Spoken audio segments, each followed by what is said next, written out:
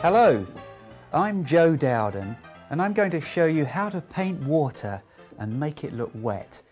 We'll be using a few techniques and we'll be keeping it simple. I'm going to be painting this little river in the snow. I'm going to be working from my own original painting of the scene, and the first thing I'll be doing is masking. These are the sky holes in the woodland foliage, and I'm going to go right across the sky. Now, having done that, I'll put that away and use a colour shaper. Just go along the lines, the little outline drawing I've got, and brush this along with the colour shaper on the top of the branches. There we are. It's quite rough and ready, quite loose, and the roughness of the masking fluid as it goes on, that will contribute to the overall feel of the forest. So I've completed that. I'll dry it and then we'll go on to the next stage. That's dry now, and we're going to go on to the next stage, which involves putting these very light pale washes over the whole image. They're going to be made of cerulean blue and permanent rose. Now, mixed together, they'll form various pinks and violets, and because of the cerulean blue, they'll granulate. First, I'm going to brush a very, very pale pinky violet onto the snow area. And this is just a light powder of snow rather than leaving white paper in a beautiful, light, transparent glaze. And it'll do two things for you. It'll put the colour down, but it'll also put this beautiful grainy texture known as granulation. Now we do the same for the ground in the other side.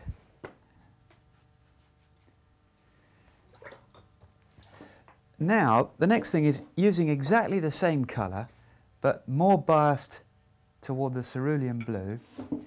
I'm going to cover the sky with a light tone straight over the masking fluid. Just make absolutely sure that's dry.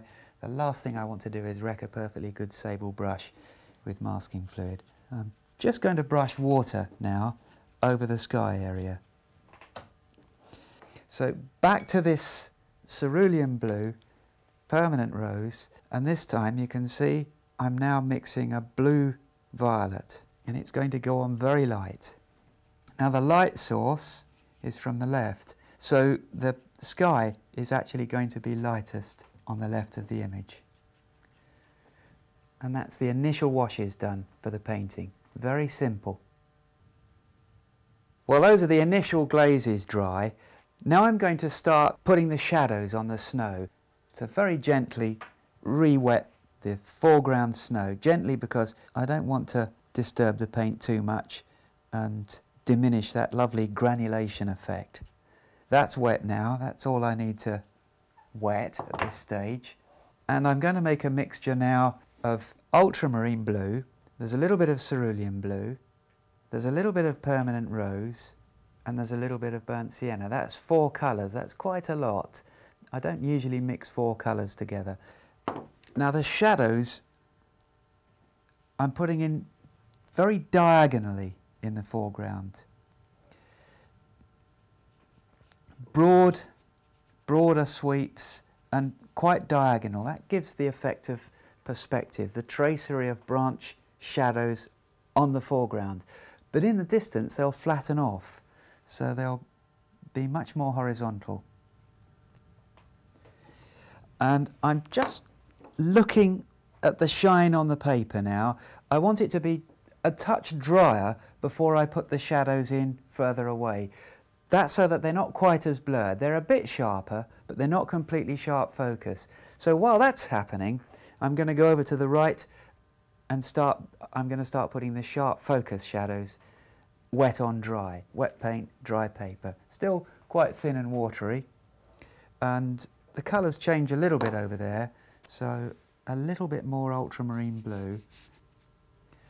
Get another brush as well at the ready, a slightly smaller one. Use this brush for the shadows that are nearer.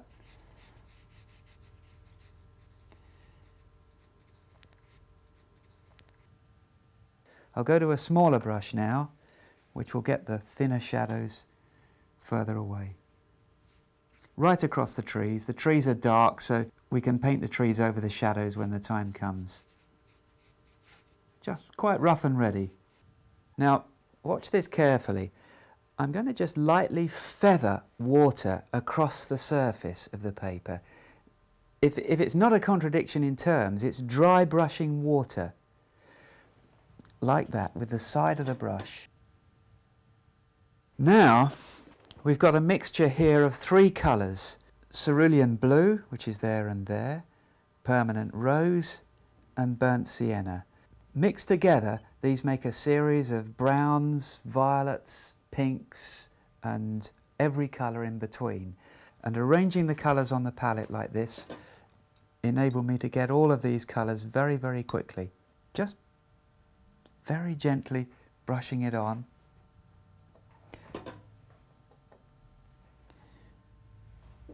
See how that's spreading through the paint and literally recreating the fabric of the distant woodland. It's creating distant woodland texture. That's the idea anyway, and that's a start. Now, while that's still wet, we get the cerulean blue and we make a blue violet. We're going to put the shadow area into this distant patch of woodland. Just like that. Run it on, paint it onto the already damp surface of the paper. And this is the distant woodland, distant forest at the end of the stream. Now we come back to our snow. I have to work fairly quickly now because that's getting dry. That is dry in the distance, but that can give us sharp focus shadow.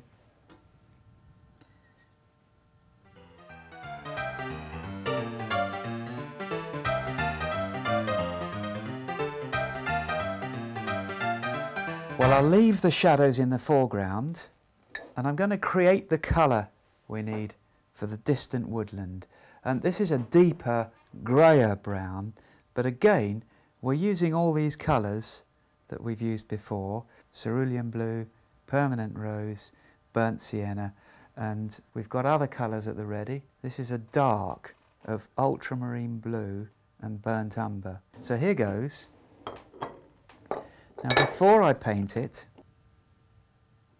I'll just brush water across the woodland, one small area at a time. Again, this is the water feathering technique, very loosely, a few lines, lots of areas of the woodland not covered at all, and we just gently brush the distant forest through that feathered water.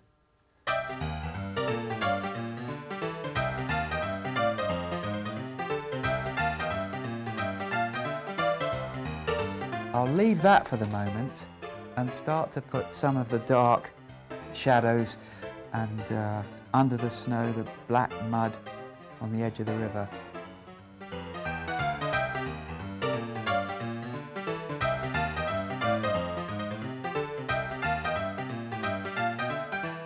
Well, now I'm going to put this area here in, this ragged, loose foliage. There's a yew tree there and there's another tree growing up, so it's very, very dark, and here we can use the water spattering technique again. So spatter droplets of water all over this dark area of deep, dense foliage from a big old tree by the river, and this is going to produce another lot of sky holes. In addition to the ones created by the masking fluid, you're actually using the same sort of ragged movements that nature will give. Now you can see that spreading, and it's spreading out through the texture of water that I've already painted on.